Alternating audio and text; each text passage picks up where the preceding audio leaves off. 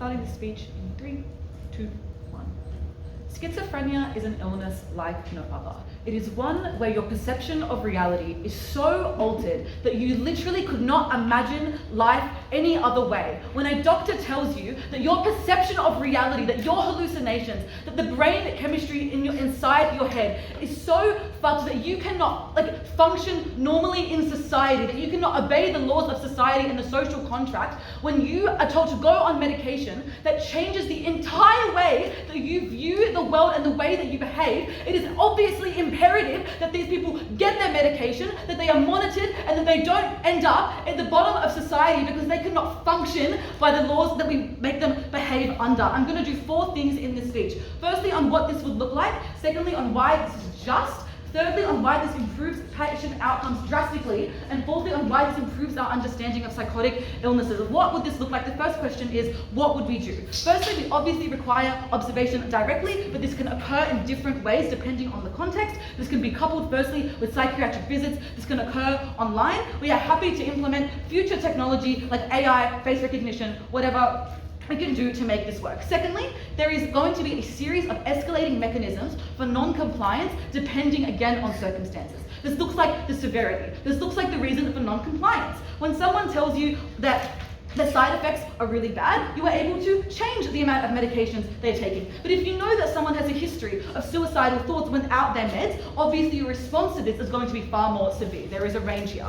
So the second question is, what do these meds look like? Firstly, patients with schizophrenia overwhelmingly use depot meds, which means that it is injected under their skin and sits in there for weeks. The reason for this is because it releases meds in a more stable way than if you were to take a daily pill in the way that other mental illnesses are often treated. Secondly, these meds alter your perception of reality, and the meds alter your perception of reality so that it aligns with what reality is. This is because your brain chemistry has enormous amounts of severe imbalances, and these medications act to stabilize those. So obviously this looks like correcting things like hallucinations, paranoia, conspiratorial thoughts that everyone is out to get you. Thirdly, then cost. We are happy for healthcare providers to eat the cost. We think they can do this firstly because schizophrenia is extremely rare. This is like 1% of the population. And secondly, because these providers are often already treating them. And thirdly, there are obviously low-cost options like doing this online.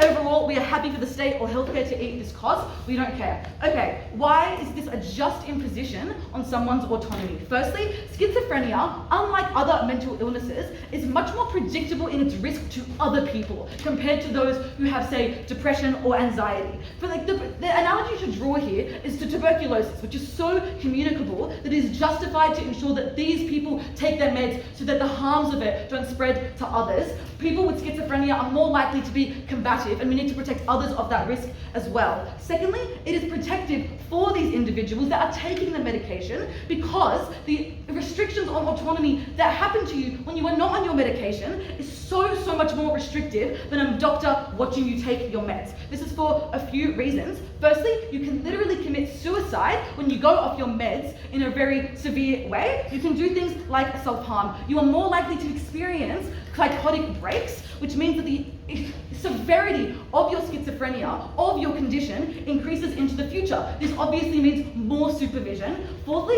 if you are experiencing such bad symptoms that a doctor notices, this means you are put into an institution like a mental hospital, which is one of the most extreme restrictions on your autonomy. And lastly, because people, as I flagged in my intro, with schizophrenia do not often end up at the bottom of the criminal justice system because they cannot cope with the laws that are imposed on them, because they are not able to perceive reality in this way. They have a major restriction on autonomy when they have to go through the court system. So at the end of this point, we protect the individual's autonomy, and we protect others from the risks that come from people who have schizophrenia and psychotic diseases. So why does it improve drastically patient outcomes in this debate? The first question is why someone might not take their medications in the first place. The reason for this is firstly that obviously there are some unpleasant side effects that are mitigated, but when your schizophrenic symptoms are suppressed, your perception is so skewed. You believe that the side effects are worse than the reality that you have experienced for the majority of your life. You are not rationally able to determine which one is better or worse.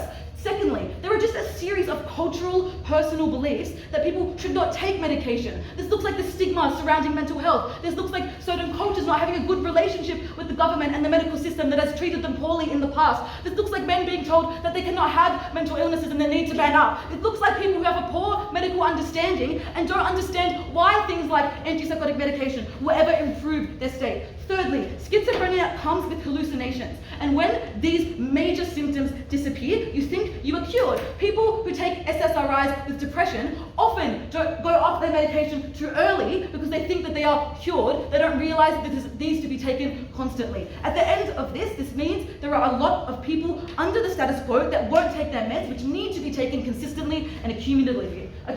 They need to take it. The question is, why do they take it now? Firstly, because this drives home the importance. There is a clear signaling mechanism here. This means that when people see all the escalating mechanisms, the denial of surrounding their condition and the need to medicate it is gone. Secondly, you can get rid of your fears with more regular contact with doctors who explain to you why you need to take it, who make it so much more accessible for you to understand the medical reasons and the medical ways of your condition. Thirdly, there are just a series of escalating mechanisms that I pointed to. In the most severe cases, an ambulance can be called. In the most low-risk circumstances, people can get the dosage of their medication switched or what medication they are taking being switched. Thirdly, when it's an intermediate case, they get things like welfare checks. Clearly, people are going to take their meds. So, then, fourthly, the most important part here is when doctors think you are not taking your meds under the status quo, and they think that you have symptoms, you are quite literally auto-institutionalized because there is an intense uncertainty of you not complying with taking your medication. This is far more likely to occur for people from low SES statuses, for minorities, because there is a bias that doctors have against them, that they are not trustworthy and not rational actors. So why do patient outcomes improve? Firstly, because of the cocktail of drugs they are now on are being tailored, tested with more regular contact and observation. Secondly, because people are just annoyed into taking their meds, obviously it is better to take your meds instead of dealing with the escalating mechanisms. And thirdly, we remove the worst and most severe non-compliance. These are the people who literally will kill themselves if they stop taking their meds. Why does this improve our understanding of those with psychotic illnesses? Firstly, we now just have more data points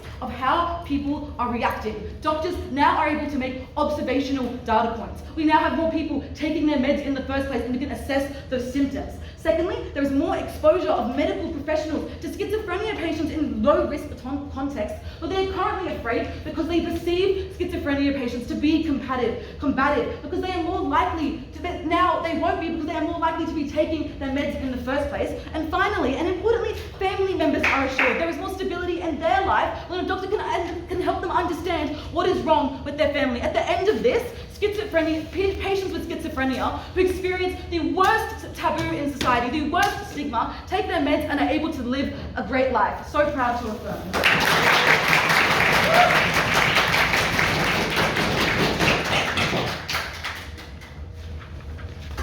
Thank you so much for that speech. Now I'd like to welcome first negative.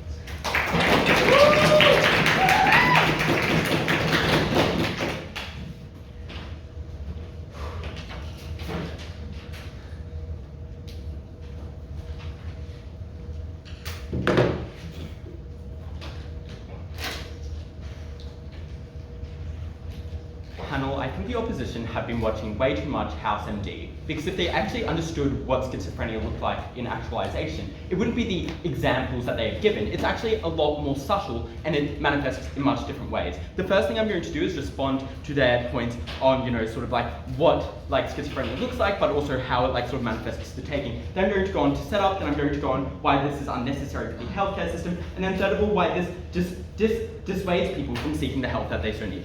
What do the meds actually look like in this case? First of all, they say that you have to go to do a shot of treatment for schizophrenia. If this policy is true, then it is unnecessary and already administered by professionals in this case. That is to say that at the point in which you're injecting some sort of medication, you're probably already going to see a medical professional. B, it's probably also impossible to monitor people correctly to do this. And at the point in which you start punishing people for not taking the medication, I'm pretty sure you dissuade more people from going out and accessing that medical system anyway, because you automatically distrust the medical system. You never want to access that medication in the first place. Your schizophrenia only gets worse. But also, this characterization is dependent on the most severe forms of schizophrenia that exist. It is the stigmatization that they are talking about that they base their whole case on. Schizophrenia encompasses a wide range of scales. At the point in which you take that first injection of the schizophrenia medication, you start to go onto pills because you can now more readily use that. These are daily pills. They and it ranges in the severity of treatment. It is not just the single layer that they want to talk about. Psychologists deal with schizophrenia on the daily. It is caused by many different things, and it's not as simple as the opposition wants to put. First of all, set up. Second of all, why this is unnecessary for the healthcare system. First of all, what does the status quo look like? I think, you only prescribe medication after an interaction with their healthcare professional because it's probably normally risky and you already need checkups. Second of all, what is directly observed treatment typically used for? First of all, it's typically characterized for reducing infection risk. This is pretty imminent because at the point which you have infectious diseases, it is pretty important to reduce that risk. Schizophrenia isn't infectious by nature, and people have an intimate ability to want to go and see that medical professional to have that care because they know that they're going to die if they don't take it. And second of all, is to say this is short-term, temporary, normally for infectious diseases, and normally these diseases cause significant physical harm. What is schizophrenia then? Schizophrenia is a long-term condition. It is not about a temporary psychotic breaks or temporary schizophrenic affective disorder. It is about a lifelong disease that varies in severity, something that the opposition was not able to characterize effectively. B, we also say that it's pretty well managed under medication. I think at the point in which you're taking these medications, you have qualitative evaluations ongoing with psychologists where you have check-ins. But these check-ins note you're not actually being forced to take medication. These are when you're talking about what is happening to you. These are a lot more therapeutic in nature. These are a lot better for the patient because it's about resolving their issues with the already founded healthcare system. Note, for their mechanism to work, you have to believe that people are actually going to take this medication or uptake this treatment in their world. How do they take it? How do they take it in their world? Currently take it. It's daily. It's in an individual prescription. Most schizophrenic people already regularly take medication because the exact mechanisms that they point out is pretty severe. It fucks up your life a bit. You feel suicidal. People don't want that to be ongoing. First of all, why is this a necessary burden for the healthcare system to uptake? First of all, on framing, the Australian healthcare systems and healthcare systems globally are already under a severe system crisis. That is to say, there's not enough medical professionals. This doesn't a couple of examples. Wait times within Australia, UK, US are over 3 months long. These are even worse for countries where medical systems don't already exist. Second more thing to say is that the free healthcare and government subsidies are limited even in the best of free healthcare systems. At the point in which you're now subscribing these daily, it takes away from the ability for other people to access free healthcare. Third of all is to say that the amount of entering in there's a decrease in the amount of people entering the profession. This especially applies to nurses who are probably going to oversee their process in their case, at the point in which they are overworked and now are burdened by admin. Why does this policy increase pressure within the healthcare systems? First of all, it adds additional tasks that they do not want to do. Note, just because that they do not want to do. Note, just like the act of having to watch someone for 2 minutes a day means that you do have to actually just file more paperwork. You do have to take more time out of your day to undertake patient care. That is treatment that could be directed to other schizophrenic patients that need it more. It's other treatment that could be directed in a much more better way. Second all thing to say is that you see an increase with the amount of people that interact with the healthcare system. At the point in which the healthcare system is already overtied, you then decrease the amount of people that can actually get access to it. You decrease the amount of people who can be schizophrenic because a private psychologist probably doesn't want to have to now go through the task of having to see someone daily. A nurse probably doesn't want to have to go through the task of seeing someone daily. They probably push down their number of admittance. This really applies to things that are specialized like schizophrenia when there's a limited number of professionals who want to work within it. The comparative that they have to deal with is a monthly versus daily appointment, right? At the point which you're already incentivized to take your medication, you're probably going to do that. Third of all is just to say it's time costly. Even if the appointment takes 2 minutes long, people with schizophrenia, it impacts work by hours per day. Why is this then unnecessary? People who are on schizophrenic medication already have incentives to take it. That is to say that at the point in which you are feeling the severe downsides of schizophrenia, you are incentivized to take it. You've already reached healthcare, you want to take your medication. At the point in which you probably don't, you're also probably not going to interact with healthcare professionals already taking down their whole arguments about the interaction. Second of all thing to say is because some people stop taking, like there are always other checks and balances that are in place, and we use the same mechanization that they use. At the point which you're having a schizophrenic episode, your friends, your family probably are going to contact health professionals for you to go to a psych ward. This is probably a lot better for you because you're no longer like relying on sort of like the daily injections. You're no longer distrusting medical system more. Second of all, it's probably how you present to other medical professionals. If they see you not taking your medication, they're probably going to start coercing or doing things that are slightly better than just saying, hey, we're going to inject you now. That's pretty traumatic for any user. Third of all to say is it's a high priority thing. So what you have to now trade off here, right, in weighing, is the direct, is an increase in the volume of patients that you can see, or one schizophrenic patient, and you also have to weigh up the actual ability for them to realize that treatment, or like, sort of like, them actually like not wanting to interact with healthcare in the first place. 5, at the end of this, you should believe that the increase in the workload, it work in the strain of the system increases. You should weigh this extremely highly. It is not good enough and not sufficient to say that just because you might realize a benefit, that you should actually have an accruable harm. Second of all is to say, to prove the harm, you must, that they can just say that like, yeah, so that you must also realize the expensive nature of this treatment, that you must cop the cost. But you also must burden people and burden the healthcare system with this increased strain, but you also must increase the burden on users. Third of all, why does this dissuade, third argument here, why does this dissuade users from seeking help? People with schizophrenia probably have already had traumatic experiences with their healthcare system. At the point which you make them interact more, it probably increases that trauma. That is to say that when people present with schizophrenia at the form that they are, they probably have had to have that needle injected. That's probably a traumatic experience. At the point that they're having to relive that every day, they're probably less incentivized to take it up. Second thing to say, or less incentivized to take it up, and they're probably already detained.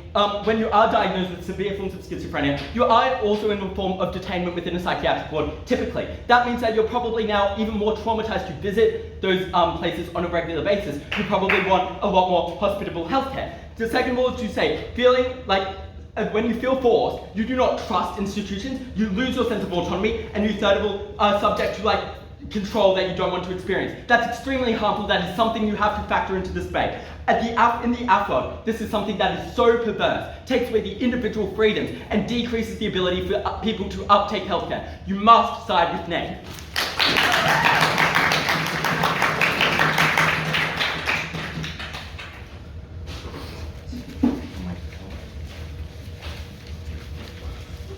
Thank you so much for that speech, and I'd like to welcome the second affirmative.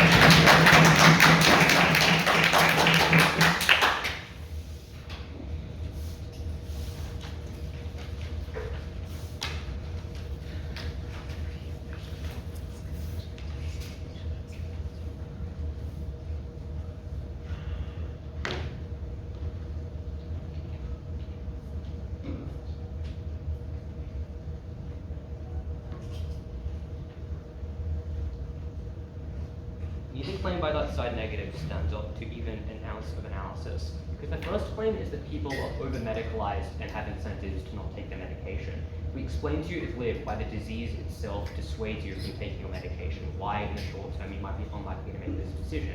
They try to explain that a number of people perhaps don't need this kind of medication, but they never answer the question why they're being forced to take it in their world. Clearly, this is a debate about the people who do need this medication and do need it consistently, and they fail to engage with the harms of what happens when you go off that medication. You hurt yourself, you hurt others, you break the law, and you're institutionalized. That is the actor we save, and that's the highest impact in this debate. And that alone leads to the stuff about cost, because the medical institution is pretty good at trading off cost for making people's health better. Like, that's literally what it was designed to do. We have fiat in this debate to just increase it. Let's go line by line and explain more clinically why we destroy that case. First of all, an explanation about why this is necessary and why we need to have this level of monitoring. The first claim they have is that people are going to not need this medication anyway, so it is bad when we need to monitor them all the time. But first response is obviously these aren't the people we're giving medication to. If you don't need medication, you're given therapy instead, and it's even unlikely that you present to the medical system anyways. Because if your symptoms are so low presenting, I don't know why you go to a psychiatrist.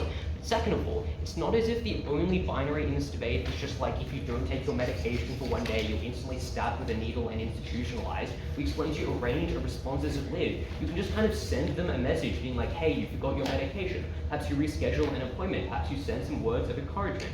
Obviously, we don't have to do the worst possible thing this negative imagines every time someone is just a little bit late to the medication. Second of all, they try to increase the range of this debate to people who have a lower range and a different range of schizophrenia. One, this is already responded to by the kinds of other, by the stuff about why it's unlikely to be medicalized. But second of all, I would just say these other kinds of schizophrenia are also bad if you go off medication. Like, it's very bad if you have a number of auditory hallucinations and visible hallucinations, which is why we need to ensure people continue to take this medication. Finally, on the piece of context they push, they try to symmetricize some of this debate when they identify that, well, if people are getting injections to deploy over a long period of time, they're getting observed anyways. One, this is just untrue. People inject themselves with these long-term medications, like people are just given syringes to supply their own medication. That should then explain how their kind of narrowing of the debate doesn't really function. But second of all, let's deal with our worst claim, which is people already have a number of reasons to take schizophrenic medication. Why doesn't this land? First, we explained to you that people, when taking medication, often filled with fear and filled with stigma. Perhaps it feels bad and uncomfortable when you have to put a needle into yourself. Perhaps it feels weird when you have to take pills that regulate your mood. Perhaps the delusions themselves are telling you this is a strange thing to do. We explained to you when you're line by line with a practitioner, someone who can talk to you, this is someone who can assuage your fears. And noticeably, this is someone you likely have a trusting relationship with. This is someone who's talked to you about your mental health and understands you in a clearer way. And even if they don't have the best relationship with a person, it is the best they've got. And this means this practitioner specifically can explain to them why they need to take their medication, why these pills aren't scary. But second of all, we explained to you that when people do take this medication, they often have incentives to go off it too early because their symptoms have been repressed and the most prescient thing in their mind is the side effects. This means people are bad at making the short-term trade-off on their own. However, if you have to check in with a practitioner every time you take it, which you know isn't daily, it's more like monthly, it means that you have this level of accountability. You have to perhaps explain, I don't feel like taking this medication because I think I'm fixed. And the practitioner can explain to you, no, this is because of the medication. It can stop some of your doubts and ensure you continue to take this kind of medication. But finally, even if you do have actual negative side effects that are very, very bad for you as a result, you can now talk to a practitioner and give proof of that because it is scheduled into your medicalization appointment. This means you can get switched to medication which is better for you. But finally, we explained to you that it's very difficult for people, especially when in the midst of schizophrenic episodes, or perhaps they just have the bordering, perhaps the bordering of these symptoms, to conceptualize the harm. That is, even if you're a few days late to taking your medication because you didn't have this accountability mechanism, it's likely perhaps delusions already take hold. And it's harder for you to remember and it's harder for you to decide to do things like take your pills. And the harms here are astronomical, as explained in the introduction.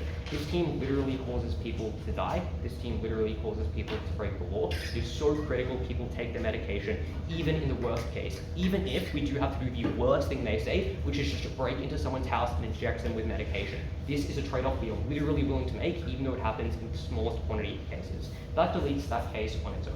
But second, let's deal with the cost and strain on the medical system, because this is vastly overblown. They say it is very expensive to do this. A few responses. First, empirical observation. Not that many people have schizophrenia. Unclear whether it's such a huge cost. Second of all, it's not even how much time you've got to spend. You literally need to jump on a Zoom call for 20 seconds and watch someone take a pill. That is not a lot of time, that is not a lot of effort. It's very easy to undergo that cost. But third of all, we explained to you that the alternative strain to the medical system is worse. Because when someone doesn't take their medication, it's not like they're just freed from the medical system. It means their condition worsens, it means they need more help, it means they're institutionalized more, which is vastly more expensive than paying someone a couple bucks to watch someone take a piece of medication. So if you care about cost, I'm unclear what the harm is actually there. What that means, and as additionally I traded this off in the introduction, like the literal point of the medical system is to exchange money to make people healthy. I don't care if this is expensive to do when we explain the harm here is so high. Finally then, on the explanation about why people get more trauma and why this means that people kind of go out of the medical system and that's bad. First, as explained before, we don't have to support the worst possible case of our model in every instance. You can just send a message to this person saying you should probably take your medicine. You can probably maybe visit their house and just be like, hey, have you taken your medication? Are you doing okay? And then, yes, maybe in the worst instances, you can call an ambulance. But I don't know why that is less traumatic. I don't know why that is more traumatic than being succumbed to your symptoms. Because it is traumatic to live in a world that is scary and strange because of your delusions. Because it is traumatic to have a break the law and be in jail and be in an institution. So if we are trading traumas here, ours is the lesser of two evils. That means that people are in fact more likely to seek the medical system. But final nail in this coffin for this negative team is the counterfactual, because they never engage with the push that we give you, that currently people over-institutionalize people with schizophrenia because they're afraid they don't take their medications, and we fix that problem. That is, when someone presents with schizophrenia, doctors know there is a chance that they don't take their medication, and they know that means there's a chance their condition gets worse and they need to be institutionalized. What that means is that doctors hedge against that risk by sending them to institutions straight away, to be monitored every hour of the day, to have their autonomy completely taken away, to actually do the worst case of this side negative, to ensure you have to stay in a place you didn't want to go in the first place. The reason they have to do this isn't an irrational calculation, so side negative can't do a kind of regulation. It's because doctors want to minimize harm, they want to minimize their direct liability, they're aware of the risks of not taking medication. So when you don't have the accountability mechanism that we provide you outside Affirmative, even people with the lowest cases of schizophrenia are instantly institutionalized, causing all of the trauma this team hopes to avoid. And this impact is debate winning instantly. Because now people with schizophrenia, the symptoms, don't even present to the GP. Now people who have other neurodiversities don't even present to their doctors, because they know people get shipped off instantly if you might have a mental illness. And this means people are afraid of the medical system. We fix this problem by hedging against the risk. They might say things like doctors are good actors here and maybe wouldn't overdo this. But what about these people's friends and families who are suspicious they haven't taken their medication and thus call the psychiatric ward on them? We provide this assurance by saying, no, a doctor has seen me take my medication.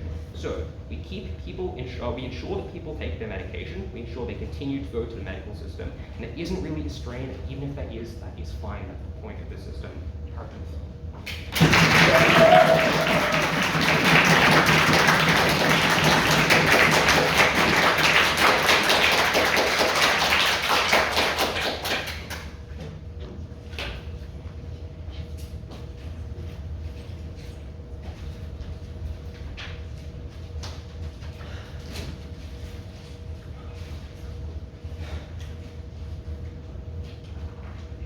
Thank you so much for that speech. Now I'd like to welcome the second negative.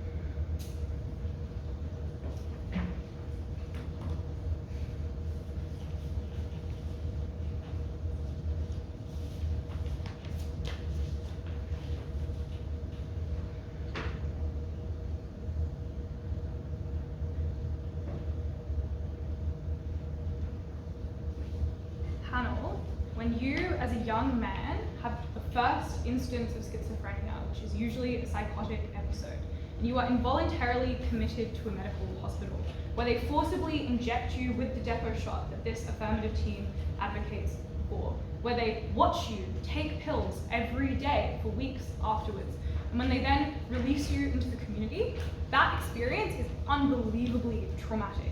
It is something that strips you of your autonomy. It is something that makes you feel dehumanized. It is something that makes you fear regular, observational, autocratic interactions with medical professionals, even if it appears to be in your best interest to this Affirmative team.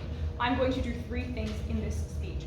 Firstly, I'm going to ask whether this actually increases the rate of medication use, because I would note that this is the win condition that this Affirmative team supplies, but never truly substantiates. Secondly, I'm going to ask whether this decreases the rate of severe or drastic mental health care interventions, like involuntary commitment. But firstly, before I do any of that, I'm going to deal with the unbelievably uncharitable characterization that comes out of this Affirmative team. The Affirmative team tells you that the only type of medication ever offered for schizophrenia is a depot shot. I think that if this is true, Firstly, this policy is likely unnecessary. It is very likely that this is already administered by a medical professional. But even if it isn't, given that this affirmative team stakes their entire case upon people who have incredibly severe schizophrenia, I think it is much more likely that those individuals, even if some individuals personally administer their medication, are already likely to have much more regular interaction with medical professionals generally. The second thing that I would say is that even if it is true that these people administer to themselves all the time, AI cannot make you inject yourself with a depot shot. And I would note that the AI thing is immensely speculative, but it is also a symptom of the way that this affirmative team attempts to run away from all of the resourcing that they have to be willing to provide for this model to work. The last thing that I would say is that this characterization is dependent on the most severe forms of schizophrenia. We just explained at Leo that this encompasses an incredibly wide range of severity and treatment plans. Also, there is not mutual exclusivity between receiving medication and going to therapy. Obviously, you do both of those things. Many people with schizophrenia have a psychiatrist and a psychologist for this precise reason. But I would note that Locke misunderstands this, because schizophrenia, Locke explains to you that actually, if it's not that severe, you can just go to therapy. So this debate is only about people who have very severe schizophrenia. I would note this is just untrue. Schizophrenia is medicalized already. It is perceived as a disease in a way that things that you attend only therapy for are not, because of the precise impacts that this affirmative team outlines to you. That is the reason that most people who have schizophrenia are almost always on medication, even if they are not actively having a schizophrenic episode at that precise moment. But I would note that if this debate was only about severely affected people, then this benefit was incredibly minimal, because it was quite likely that they were the most medicalized as opposed to the ones that Locke attempts to wash out of this debate. So then, does this increase the rate of medication use? And I would note here that the first question to ask is just, is there a problem currently? This affirmative team tells you that extreme instances of schizophrenia are bad for individuals and communities, and that as a result, we should increase the rate of medication use. The first thing we explain very, very clearly at Leo is that the mechanization that is provided at first affirmative, that this is unbelievably severe, that this alters your perception of reality, that you might die if you don't take this medication, that you might kill someone you love or significantly harm them, that you might commit a crime, is obviously a reason that people with schizophrenia already want to take these medications. The second thing that I would say is that people with schizophrenia can obviously observe qualitative differences in their life quality, in their cognition, in their degree of reality perception after they have started taking medication. If it is true that most of these people have taken medication at some point before, and this debate occurs after that initial administration of medication, then it is probably true that you know that the voices stopped when you started taking the medication, that you know that you stopped having visual hallucinations that were unbelievably distressing when you started taking your medication, that you know that you were able to interact with your friends and family to a much greater degree than you were when you started taking your medication. I think that this affirmative team characterizes these people as people who, even when they are on medication, are incapable of rational logic and reasoning. People care about how they feel within themselves and within their own bodies. They care about their health. It is entirely unclear to me why you would stop taking your meds in the status quo. Third thing that I would say is that AF never really proves a problem in the use rate. They just prove that when people go off their medication, it is bad. But I would just note that obviously these are particularly extreme cases. Most people do have regular interaction with medical professionals. I think that just means that probably, unfortunately, neither side can avoid random psychotic breaks, adverse reactions to medication, or extreme cases of non-compliance. Short of kicking someone's door down and forcibly injecting them, panel, listen to what this affirmative team is saying. They are advocating for unbelievably severe, intense reactions to non-compliance, things that I think are likely to happen more in their case. I'll explain why in a second. But the fourth response under this idea about whether there's a problem already is just that the immense adverse effects that this affirmative team outlines means it's quite likely that there's already a great degree of external pressure on individuals to take their medication. Your friends and family do not want you to be sick. They do not want you to potentially be suicidal. The people around you do not want to be put at risk as a result of your behavior. I think it is immensely likely that if the people we are talking about in this debate are people who were able to access very extensive medical systems in their world, then probably they had support systems around them that were likely to exert the same amount of pressure upon them in the status quo. Secondly, does this improve the rate anyway, even if there wasn't a problem? Affirmative team says that there's more interaction, you get better meds, this drives home the problem and you respond to non-compliance. I've already explained why the kind of internal incentive weighing is probably untrue. Let's talk about the quality of interaction and why it doesn't increase meaningfully. First thing I would say here is that the incentives for a high rate of ongoing care once you enter the system initially are probably incredibly high. That is because you care about schizophrenic people. Doctors want them to be healthy, and so it's incredibly likely that you're already having fairly good quality interactions with medical professionals who want you to continue taking your medication, but not in a way that re-traumatizes you such that you go off it or leave that system or become incredibly non-compliant. Secondly, the quality of interaction that Lockie explains is likely. I just think your psychologist in the status quo already asked you if you're taking your meds. They can already perceive when you are obviously not taking them. They can tell when you are having a hallucination in front of them in a consultation. This affirmative team never explains why medical professionals who can apparently observe people so well that they can identify the individual chemistry of this medication and the effect that it is having on them could not also observe when someone is very obviously at the beginning of a psychotic episode. These are trained professionals. I see no reason for that. Third thing that I would say is just the rate of this interaction increasing doesn't mean that the quality inherently increases. Firstly, I think they never proved this. Secondly, I think medicalization is incredibly dehumanizing. But thirdly, I think the rate of interaction increasing does just provide a strain.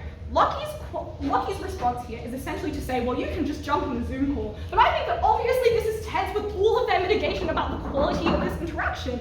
If it is true that these are regular, consultative, incredibly high quality appointments, they must accept that there is a much higher resourcing burden on this medical system, and that exists whether this happens once a month for every person with schizophrenia, or whether it happens once a day. The second thing that I would say is obviously if this is a Zoom call, it's entirely unclear where they derive any of the benefits they explain to you about knowing what's happening with people's medication, about making people more compliant. I think that what this leads to is medical professionals having more impetus to commit you. I think it makes people more scared of ever interacting in the first place. I think it does not fix the problem that this affirmative team fails to outline. Vote neck.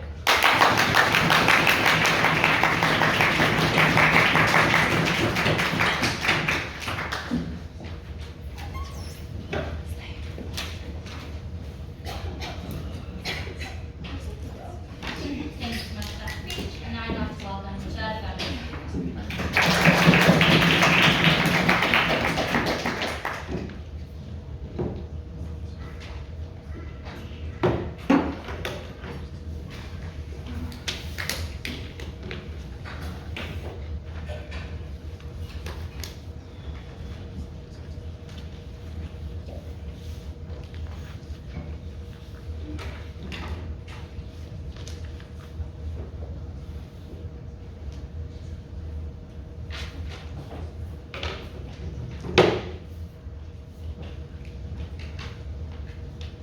Despite only affecting a fraction of the percent of the population, schizophrenia is overwhelmingly represented in prisons. And if it is the case that this negative team is correct, and lots of people meaningfully have access to support, and meaningfully have access to treatments, and meaningfully have access to the information that they need to understand the importance of those medications, and meaningfully have access to the thought processes that allow them to calm several other biases in their life, and meaningfully have access to the ability to conceive of the fact that their nausea and their lack of sleep and their unpleasant side effects at a point in time when they are not experiencing schizophrenia symptoms is not as bad as what will happen to them if they stop taking their medication. If you think that people have access to that, you've got to question why. Why is it the case that people with schizophrenia overwhelmingly under status quo have awful life outcomes? Why is it the case that I have seen so many of them in court as defendants? Why is it the case that they are frequently institutionalized for weeks and months at a time with no security of when they are going to get out? Why indeed do we let these people suffer? Why is it the case that they look at their family as they flinch away from them because they have turned from a person that their family loves into a person that their family does not recognize, into a person that their family fears what they will do?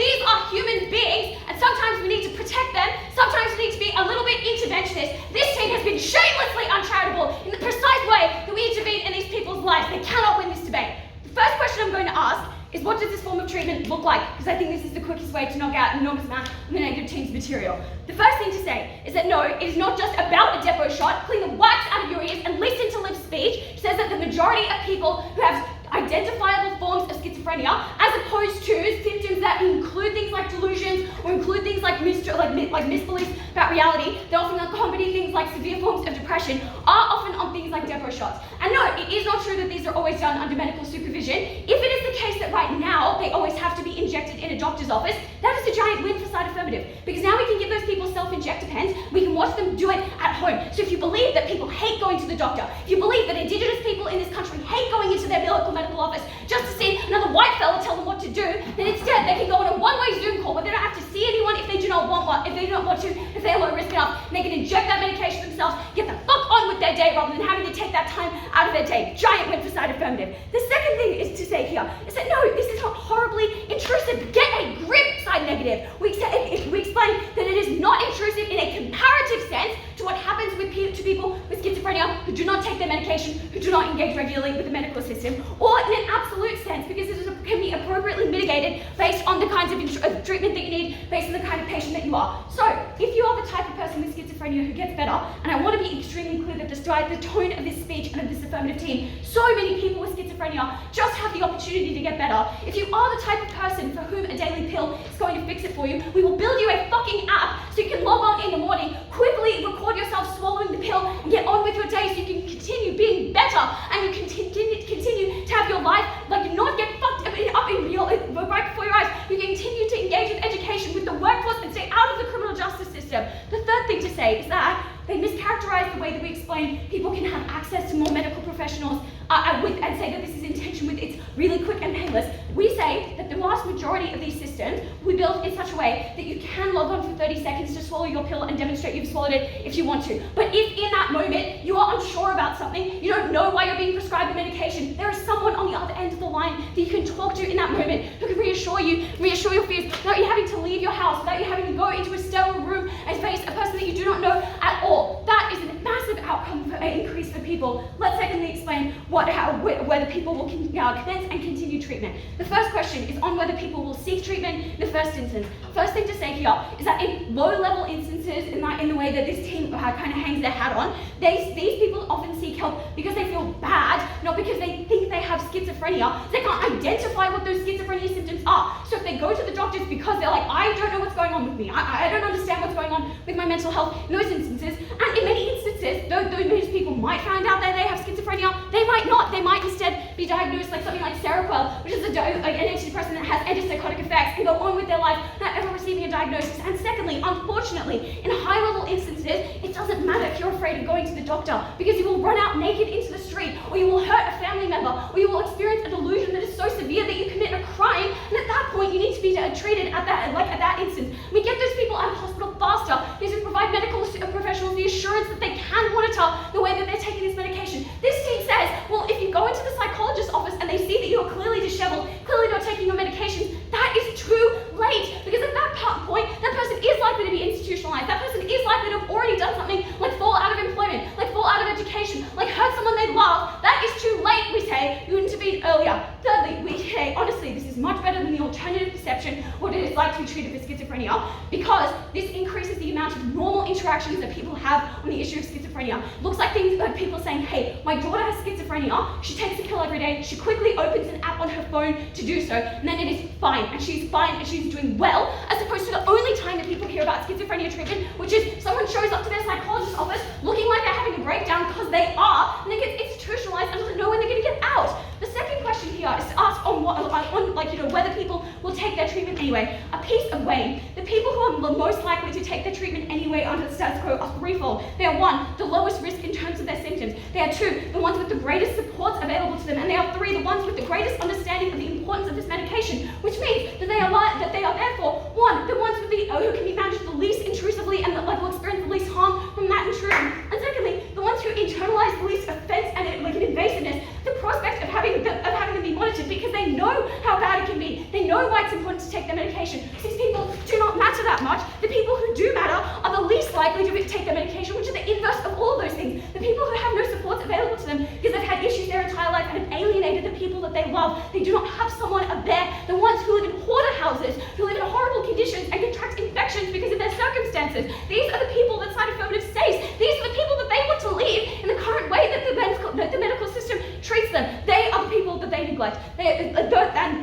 Those are the people that we support. The third question to ask here is how severe is schizophrenia in most instances? Why does that matter? They hang a tremendous amount on the severity of schizophrenia being overwhelmingly low. What do we tell you? The first is that the types of schizophrenia that get picked up by the medical system, like in the first place, but also get differentially diagnosed as schizophrenia, rather than something that has low-level delusions or some paranoia or any of those kind of things, are severe cases, right? The fact you got diagnosed with schizophrenia instead of BPD or instead of bipolar means that it is severe enough for you to have experienced something distinct about schizophrenia, which is really scary. It is things like hallucinations. It is things like really intense and violent delusions. And that is frequently either because they are in and of themselves severe or predictably severe, so having something like a family history. Second, it's unpredictable. You don't know at what point that will happen, so it's better to monitor those people frequently. Third, the least severe and most compliant people can be monitored in can be monitored in the least intrusive ways. We tell you that engagement with treatment is life-saving. We've already explained that. Let's lastly talk about what happens to the medical system. On whether professionals do this well, I urge you to be comparative. How do medical professionals treat people under the status quo? They put them in padded rooms, they take their shoelaces away, they do not let them shower without someone looking at them. Like, seriously compare that to the intrusion that side affirmative supports. Like, it's unbelievable that this team runs away from this. There's an incentive to do this well, and as we explain at Live, to no response, this increases the opportunities for people within the medical system, like nurses, like professionals, to engage with someone from schizophrenia, so that they are not afraid of you too. They can see that you are someone who is compliant, someone that can be trusted, someone who is non-combative. They're more likely to take future patients into their practices, which is something that saves people's lives. A side affirmative saves a tremendous amount of people, a tremendous amount of suffering, and side negative doesn't do anything close.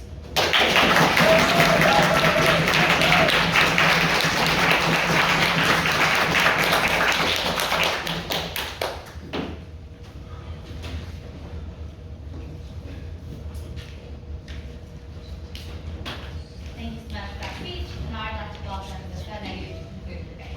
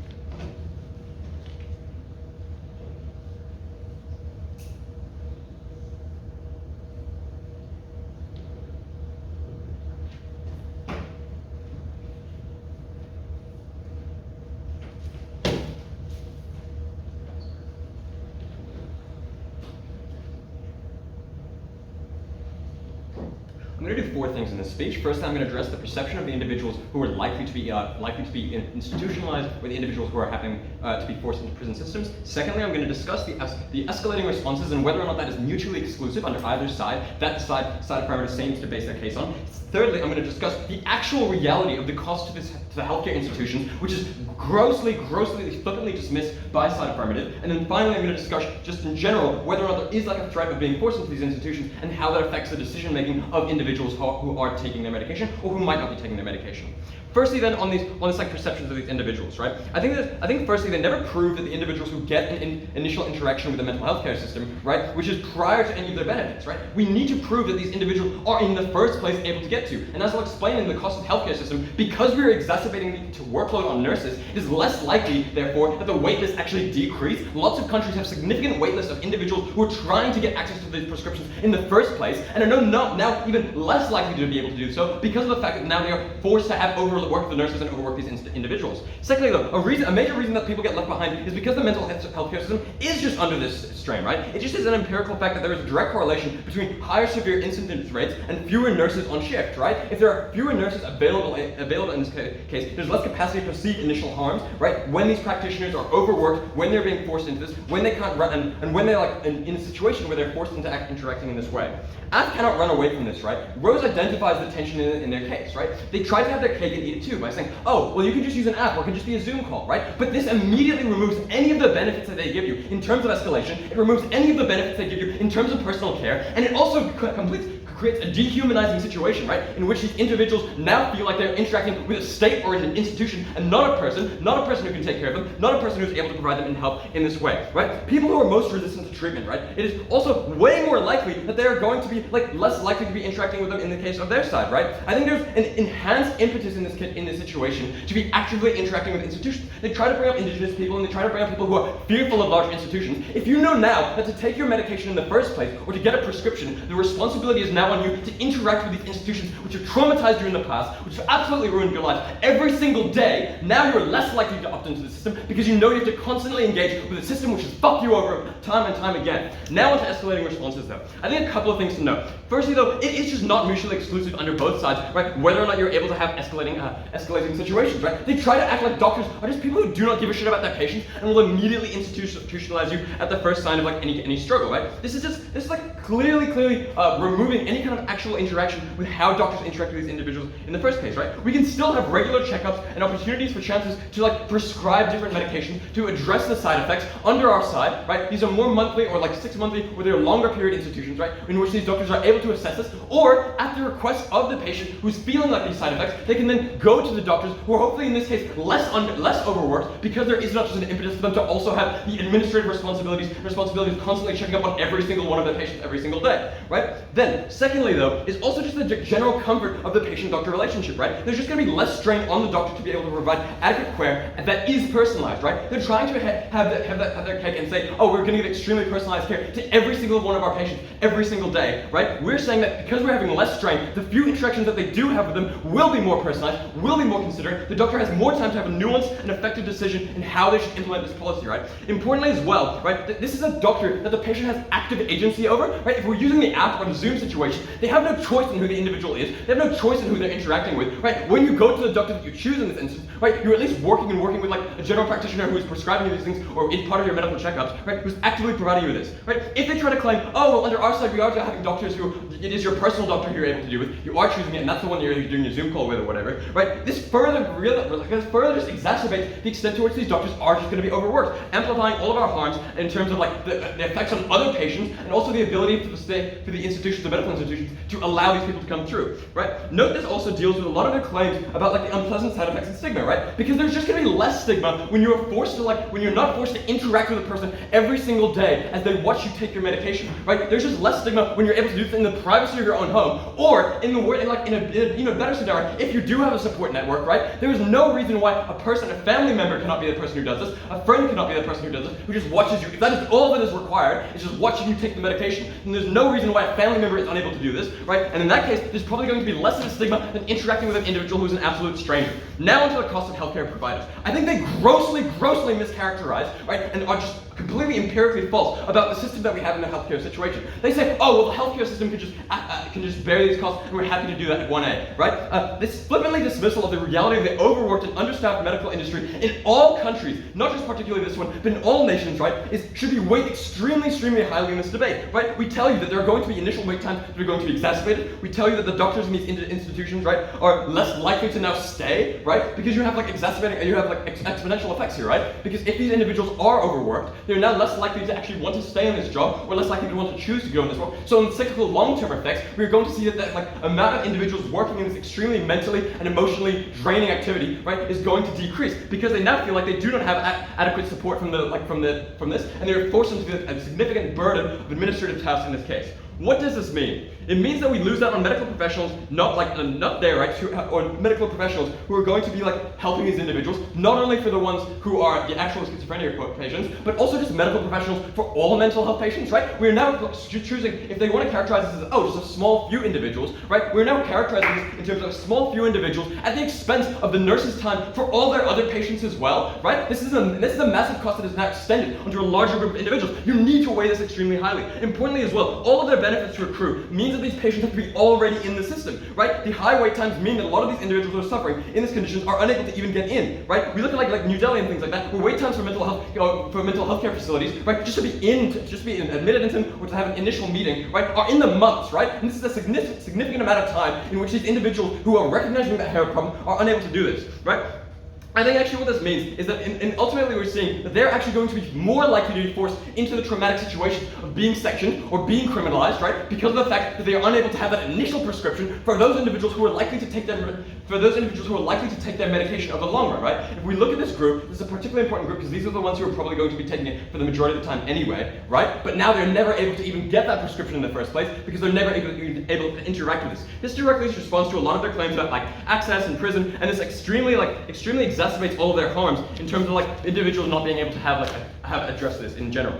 Now to the threat of being forced into these institutions, right? They tell you that the potential risk of returning or being sectioned is more traumatic than the process of direct observation. Three points on this. Firstly, the myopic nature of like humans in general, especially those with paranoid situations, right, is that they're more likely to weigh immediately visible harms, right, the soonest things, the myopic things, rather than the long-term things, right? So it means that they're more likely to weigh this like thing of being directly observed by a medical professional, losing their agency in this way every single day, right, more than they are to the individuals in the long term, right? Secondly, even if you don't buy that, right, that instead of there being fear, if the fear of being sectioned is so intense, right, I think this is just like a mechanism that allows many of these individuals to actually like probably take their medication, right? But thirdly, you should weigh it quite highly in terms of like the fact that we are now re-traumatizing all individuals in this instance, right? All of these individuals who probably only are here because they were like faced with this in the first place, right? They also explain in general that there's like They also explain in general that like doctors are forcing people to be sectioned and all of this. I think it's just an uncharitable characterization of people who spend their time to go into a workforce, right, where there is just emotionally draining things, and they are just tend to be empathetic characters who do have a causal relationship.